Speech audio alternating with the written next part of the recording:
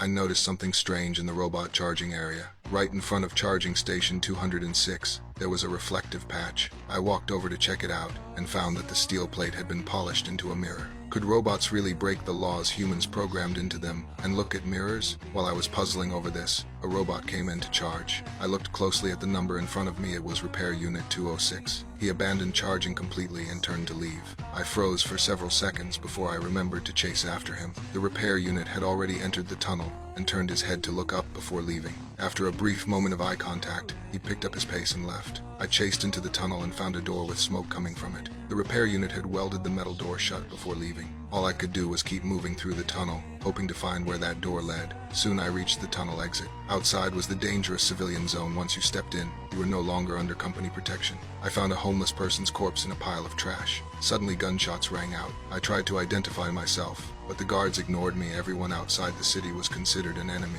I pushed myself to the limit and dove into an abandoned shipping container, finally getting out of danger temporarily. To my surprise, the repair unit from earlier was also hiding here. He rotated his mechanical head to look at the box in his hands. I wanted to know what was inside, but the repair unit didn't answer. He knocked over the gasoline next to him and fired up the welding torch. To hide the box's secret, the robot actually broke the laws and harmed itself. This made no sense to me. When humans designed robots, obedience was written into their code. How could he possibly disobey?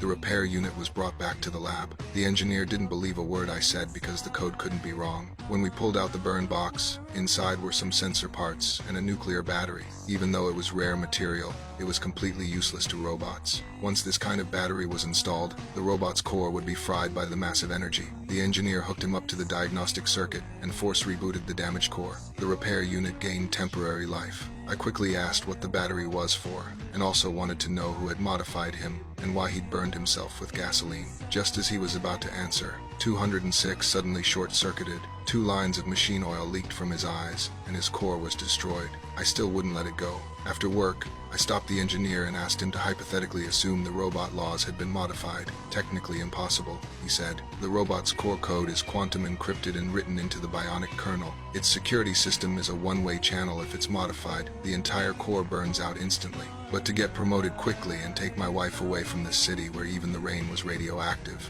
I decided to keep investigating. The next day I brought the core to the danger zone and staked it out for a full day. I finally discovered people exploiting the robots can't harm humans law, prying off their mechanical parts to sell for cash.